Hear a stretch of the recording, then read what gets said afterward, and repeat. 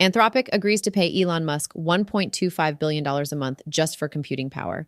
SpaceX buys the coding startup Cursor for $60 billion, and Mark Zuckerberg fires 10% of Meta's workforce. Welcome to this week's Rundown. I am your host, Anna. This podcast is researched and produced by Etienne Newman, senior software engineer from Université Laval, based in Calgary, Alberta. Today, we perform a forensic autopsy on the trillion-dollar consolidation spanning May 17th to May 24th, 2026. This week, the artificial intelligence industry experienced a massive financial and structural shock. To secure the processing power required for the next generation of models, Anthropic has signed a staggering deal to pay xAI $1.25 billion every single month to use their supercomputer.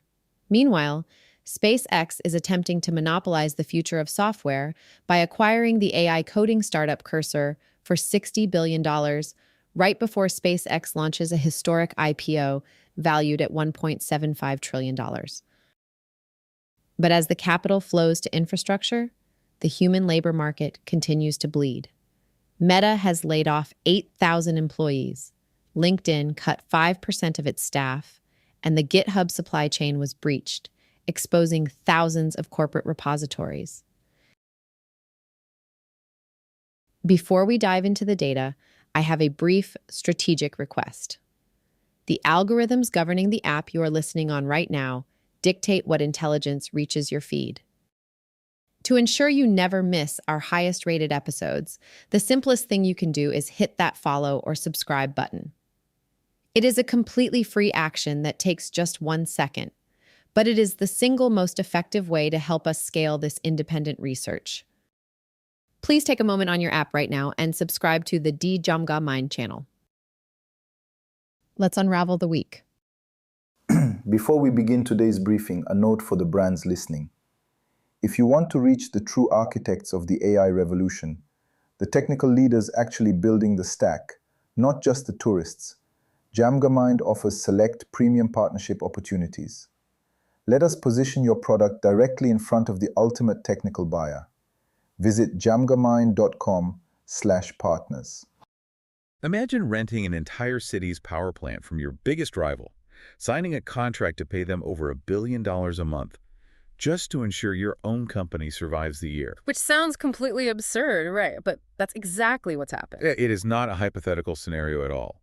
It is literally what is happening in the artificial intelligence industry this week. So welcome to the Deep Dive. Glad to be here. I'm acting as your personal forensic business strategist today, and our mission is to perform a holistic autopsy on the news spanning May 17th to May 24th, 2026. And we have a massive stack of reports to get through. We really do. The theme we are pulling from these filings and tech announcements you shared with us is what we're calling the trillion-dollar consolidation. Yeah, that really captures it. The ecosystem is just undergoing these unprecedented financial and structural shocks right now. Exactly. So we are going to map out exactly what these macroeconomic capital flows mean for the digital tools you rely on every day. Because, to understand the technology landscape right now, we can't just look at the software on our screens. Right, you have to follow the money. You have to follow the money and, more importantly, the physical infrastructure. Yeah. So, okay, let's unpack this. We need to start with the bottleneck. Yeah, the physical reality, because the fundamental truth underlying every single story in our stack today is just this insatiable physical hunger for compute. Right. I mean, AI is no longer just a discipline of computer science. It's really a massive, heavy industrial manufacturing sector now. It's factories. Exactly. Training and running these frontier models requires land, water, electricity, and silicon on a scale that is, honestly, genuinely difficult to comprehend. Which brings us directly to that power plant analogy. Yeah. Because I was looking at a recent S1 filing with the SEC from SpaceX. Oh, yeah, the xAI deal? xAI deal. Yeah. Anthropic has agreed to pay xAI an unprecedented $1.25 billion. And that's not per year. No, it's every single month. Every single month. Good. Through May 2029. They are paying for the full 300-megawatt output of xAI's Colossus 1 data center down near Memphis. Which is just a staggering amount of power. Over the full term, this arrangement could net xAI over $40 billion. Yeah, and if you look at the physics of a 300-megawatt data center, you're talking about the energy consumption of, like, hundreds of thousands of residential homes. Wow. All dedicated to just processing matrices of numbers. But the framing from SpaceX's filing is what really demands some scrutiny here. Oh, for sure. Because they framed this deal as a way for xAI to monetize unused compute capacity. Right, because usage of their own Grok model apparently fell sharply. Exactly. So, okay, I have to push back on the broader narrative the industry is selling us then. Go for it. If Grok usage fell so much that xAI has the spare compute to lease out to a rival for billions of dollars, does that mean the consumer AI bubble is already popping? That's the big question. Right. Like, are everyday people just not using these tools enough to justify the cost? And now we're just watching a massive B2B shell game, keeping the whole ecosystem afloat. Well, it is a highly valid skepticism, to be fair. The capital expenditure required to train and operate frontier models is so staggering that, $10 or $20 consumer subscription revenues simply cannot cover the amortized costs of the hardware right now. Yeah, that math just doesn't work. It really doesn't. So the infrastructure providers are essentially just trading billions of dollars of investor capital back and forth. It's crazy. But to understand why a company like Anthropic is willing to lock into a $1.25 billion monthly burn rate with a direct competitor, you have to look at the physical bottlenecks happening elsewhere. Like at Google.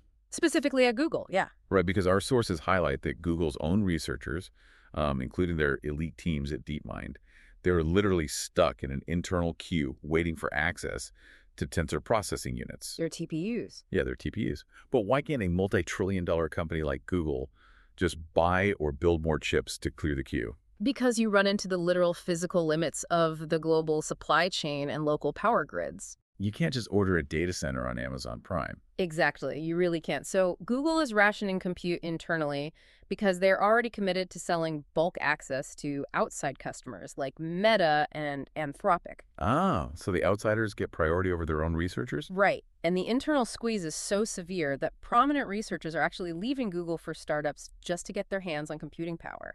Wow. So to try and, engineer their way out of this physical choke point, Google just announced a massive partnership with Blackstone. Saw this. Yeah, they're launching a new $5 billion U.S.-based AI infrastructure company. It's going to be led by Benjamin Traynor-Sloss. He's Google's former chief programs officer? Right. Correct. Yeah.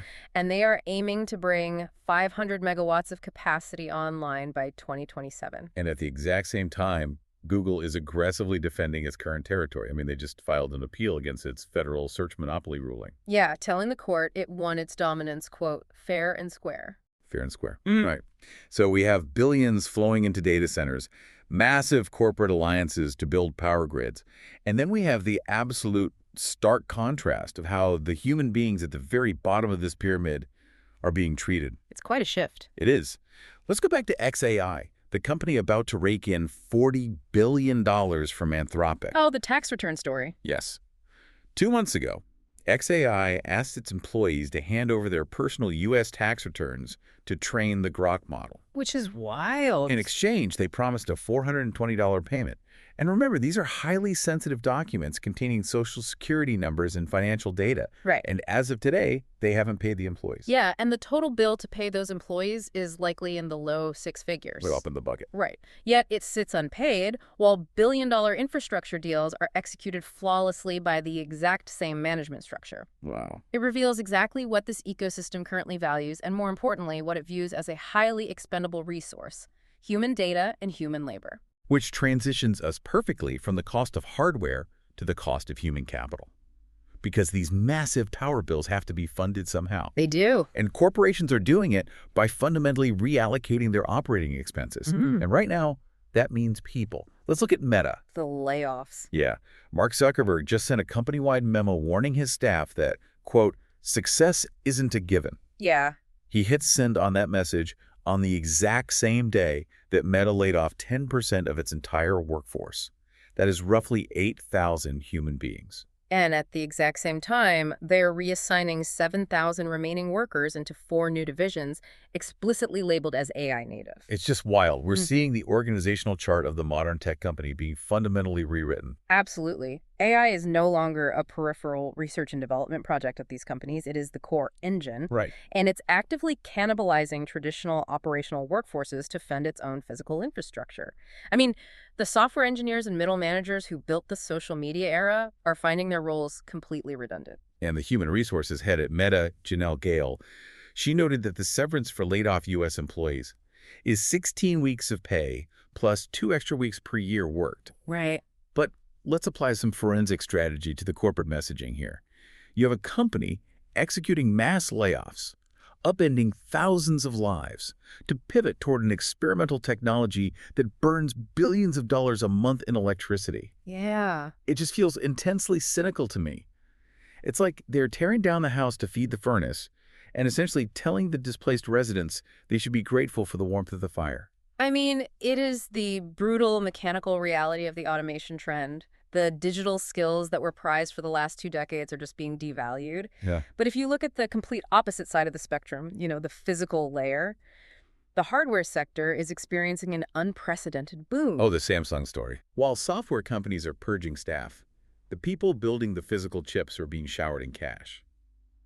Samsung narrowly avoided a massive strike by striking a last-minute deal to pay 40 trillion won in bonuses to its semiconductor staff. Which is 26.6 billion US dollars. That's insane. Yeah. If the union approves it, the math averages out to around $339,000 per single chip worker. Yeah, the chasm between the perceived value of a software engineer writing code and a hardware technician fabricating silicon, it's just never been wider. Never. The tech industry has realized that the humans building the physical choke points are their ultimate vulnerability right now. Right, but this brings up the fundamental question we have to answer.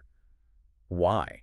Why are companies like Meta betting everything, absorbing massive reputational damage, and firing thousands of people to fund this AI infrastructure? Well, what's the actual tangible payoff that justifies a trillion-dollar consolidation? Exactly. The payoff is that the capabilities of these frontier models have finally crossed a terrifying, brilliant new threshold. For years, AI has existed in the realm of mimicry, right? Just regurgitating patterns it has seen before. But what we're seeing this week is a definitive shift into AI that is capable of original, autonomous discovery. Oh, let's talk about the math proofs, because this genuinely blew my mind. It's incredible. OpenAI announced that one of its new reasoning models autonomously produced an original proof that disproves a geometry conjecture posed by the mathematician Paul Erdős back in 1946. Yeah. We're talking about overturning an 80-year-old mathematical belief. And this isn't just an internal PR claim. Prominent mathematicians like Nogel Lon have formally backed the disproof. Yeah, and in the internal taxonomy of AI development, this is referred to as level 4 capability. Level 4. Yeah. So level 1 is a chatbot. Level 2 is basic reasoning. Level 3 is an agent that can take actions. Right. But level 4 is an AI that can autonomously discover new human knowledge that did not exist in its training data. Yeah, the model found a new family of geometric constructions that performs mathematically better than the square grid solutions humans thought were the absolute optimal ceiling.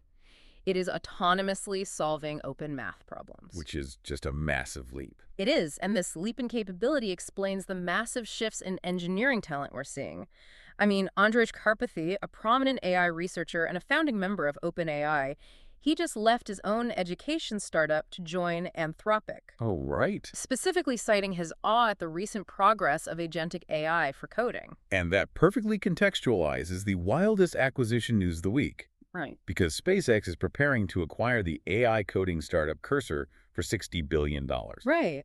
They plan to close this deal just 30 days ahead of SpaceX's highly anticipated $1.75 trillion initial public offering. Wow, the timing. And notably, Cursor's new Composer 2.5 model was trained partly on xAI's Colossus 2 data center. But let's put on our strategist hats for a second. Why is an aerospace company dropping $60 billion on a software coding startup right before its IPO? It seems disconnected, right? Yeah. Are they just trying to vertically integrate the actual writing of the software that flies their rockets? Well, you have to fundamentally reevaluate what a rocket actually is in 2026. Okay, fair. I mean, yes, SpaceX just had a largely successful test flight of its Starship V3, despite losing a couple of Raptor 3 engines. And scrubbing a launch the day prior due to that stuck hydraulic pin. Exactly. But that physical stainless steel is only half the equation. The avionics, the fluid dynamic simulations, the autonomous landing algorithms, it is all incredibly complex software. True. And Cursor is not just a text editor anymore. It is an AI that predicts and generates entire code bases. By acquiring them, SpaceX isn't just buying a tool. They're buying the whole layer. Yes. They are attempting to vertically dominate the autonomous coding layer itself. They are signaling to the public market right before their IPO that the future of aerospace engineering relies entirely on AI-driven development. But, relying entirely on AI-driven development to build our critical infrastructure has a severe dark side.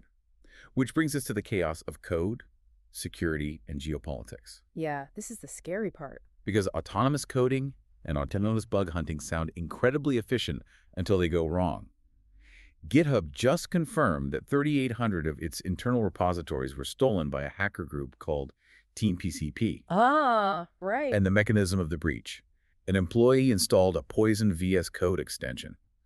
Someone slipped malicious code into a tool designed to make developers' lives easier, and it acted as a Trojan horse right into the supply chain. It really highlights the extreme, fragile vulnerability of modern software supply chains. And the developers building these frontier AI models, they know exactly how dangerous this is. Like Anthropic. Right, look at Anthropic. They have an unreleased model called Claude Mythos. They put it into a closed cybersecurity initiative, and in just one single month, this AI autonomously found over 10,000 critical software bugs for partners like Cloudflare and Mozilla. That's a huge number. And Cloudflare alone uncovered 2,000 vulnerabilities from that. Yeah. I mean, on paper, an AI finding 10,000 bugs sounds like a massive win for cybersecurity, right? Well, it is a win for the defenders who have early access.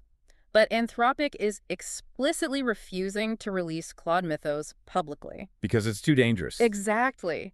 The asymmetry of cybersecurity means the misuse risks are simply too high. If a malicious state actor or a hacking group gets their hands on an autonomous agent that can independently discover 10,000 zero-day vulnerabilities in a month, the internet's defensive infrastructure would collapse overnight. It would be over. And even when these tools are used with good intentions, they're causing systemic chaos. Like Linus Torvalds, the creator of Linux, complained this week that the Linux security mailing list is becoming completely unmanageable. Oh, I saw this. Yeah, researchers are deploying AI tools to autonomously hunt for bugs, and the bots are just flooding the list with duplicate reports of the exact same minor issues. Yeah. It's like giving everyone in a city a metal detector and dropping them in a minefield. A few people might actually find real dangerous mines, but the vast majority are just tripping over each other, digging up the same pieces of rusted scrap metal and screaming for the bomb squad. That is a brilliant analogy. The signal-to-noise ratio is completely destroyed. Yeah, the metal detector analogy captures the friction perfectly. And this severe tension between rapid technological capability and systemic security is exactly why we are seeing such a scramble on the geopolitical front. Yeah, the government is stepping in. We're trying to. Governments are attempting to regulate an industry that is moving exponentially faster than the legislative process. Right. Our sources indicate President Trump delayed an executive order that would have mandated strict AI security checks. Yes. The drafted order would have required companies to share advanced models with the federal government 14 to 90 days before public launch. But he held off, citing concerns that the regulatory language would slow America's lead in the global AI race. And, analyzing this from a strictly strategic perspective, the delay perfectly encapsulates the current geopolitical tightrope. How so? Well, there's a profound tension between the desire to deploy new models rapidly to maintain global technical supremacy and the very real security chaos happening on the ground, like the GitHub supply chain breaches and the terrifying capabilities of unreleased models like Claude Mythos. It's a delicate balance. And you see this exact same strategic push to secure domestic supply chains in the physical sector. The U.S. Commerce Department just invested $2 billion into 9 quantum computing firms. That includes IBM building an American quantum chip foundry up in Albany, right? Yes. And Global Foundries receiving $375 million. Exactly. The overarching objective of those capital flows is to tackle manufacturing hurdles and maintain supremacy. And that's regardless of the political scrutiny surrounding the deals. Right, like Senators Warren, Blumenthal, and Kim scrutinizing the funds going to the firm Sequantum due to investments from Donald Trump Jr.'s firm, 1789 Capital. Yeah, geopolitically, Securing the domestic supply chain is the top priority because global chains are shifting aggressively right now. Like with memory components. Yes, memory component prices are tipped to drop globally because Chinese chipmaker CXMT is flooding the market with cheap RAM. And U.S. companies like Corsair are already integrating those cheap Chinese chips into their new consumer products. Right. So we have an infrastructure that is global, it's geopolitically charged, and it's consolidating power and money at the absolute highest corporate levels. Yeah, it's massive. But how does this trillion-dollar geopolitically sensitive infrastructure actually reach everyday people? Let's transition into productization, because the reality of how this frontier tech is reaching our devices is often strange and frankly pretty glitchy. Oh, the contrast between the foundational research breakthroughs and the consumer product implementations is incredibly stark. Take Google I/O 2026. Oh man. Google announced a massive slate of products. We saw Gemini 3.5 Flash. Yeah. We saw the Gemini Spark personal agent, which can actually take actions inside your workspace apps. Yeah, that was a big one. They showed off a new neural expressive redesign for the Gemini app, featuring a pill-shaped prompt box. And they introduced a new Google AI Ultra tier for $100 a month. Right. But most significantly, they're fundamentally overhauling Google Search. They're replacing the traditional experience with what they call an intelligent search box, utilizing custom anti-gravity widgets built dynamically by Gemini. Yet, as they push this massive architectural overhaul to their most critical, widely used product, the implementation is failing in ways that expose the fragility of the technology. It's failing in almost comical ways. Yeah. Right now, Google Search completely breaks and returns a nearly empty page with an unhelpful AI reply if you simply type the single word, disregard. Just that one word. Think about the paradox we are looking at here.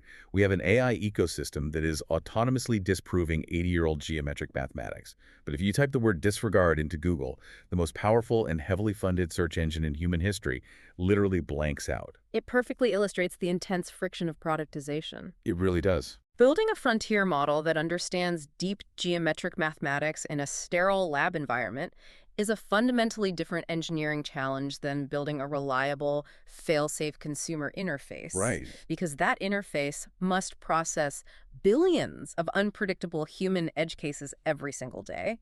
Probabilistic models are inherently prone to weird behavioral glitches.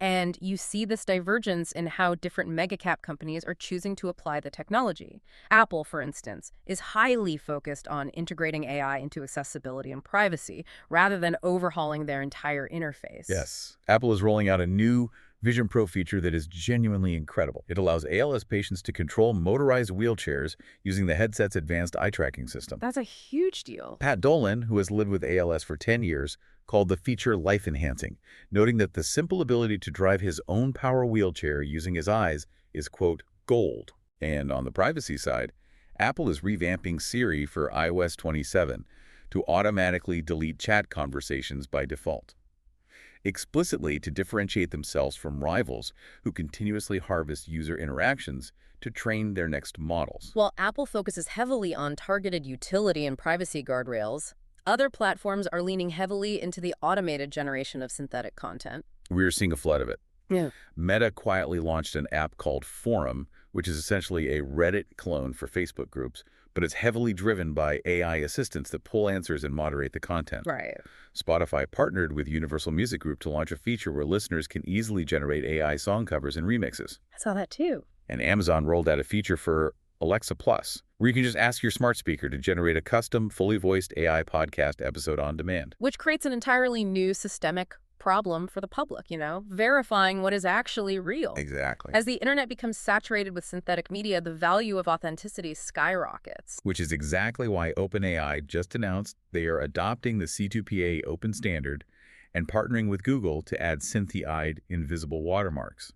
They are trying to give users a technical way to verify if an image is actually AI generated. And to understand C2PA, think of it as a cryptographic birth certificate for a digital file. Okay, how does that work? It embeds metadata into the file that travels with it forever, proving its origin.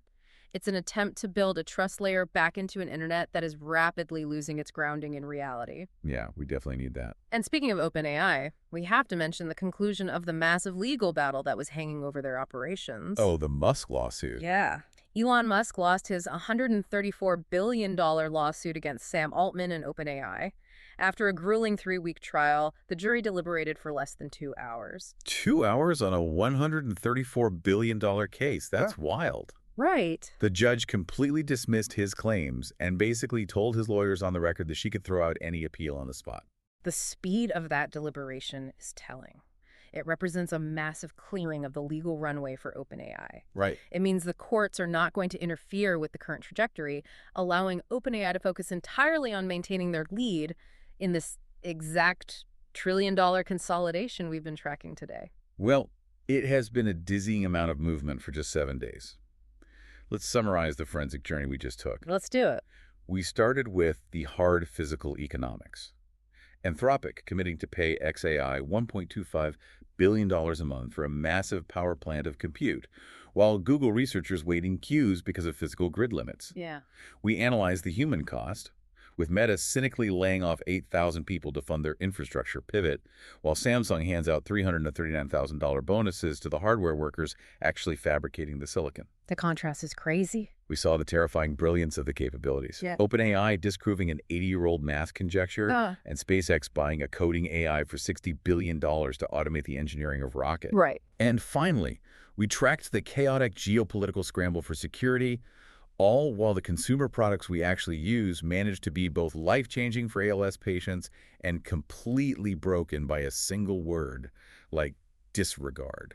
It's a lot to take in. The reason we spent this time unpacking this stack of sources is because the very foundation of the digital tools you use every single day, how you search for information, how your personal data is secured, and how the software that runs your life is fundamentally built, has shifted under your feet in just 1 week. And as we watch these massive macroeconomic forces consolidate power, it raises a critical structural question for all of us to consider. What's that? If artificial intelligence is now crossing the threshold where it is autonomously writing its own code, autonomously hunting for its own security vulnerabilities, and autonomously disproving complex human mathematics, well, at what point does human comprehension become the actual bottleneck in the system? Wow. Are we rapidly building a global digital infrastructure that is simply becoming too complex for its own creators to understand or control? That is a thought that is going to stick with me for a long time. Thank you for joining us on this deep dive. We'll be back next time to see where the tectonic plates shift next. And before you go, if your company is building the tools that power the workflows we talked about today, I'd love to showcase them to this audience. We don't just run ads, we build technical simulations that prove your value. Let's build something together. Visit jamgamind.com/partners to get started. Until next time, keep building.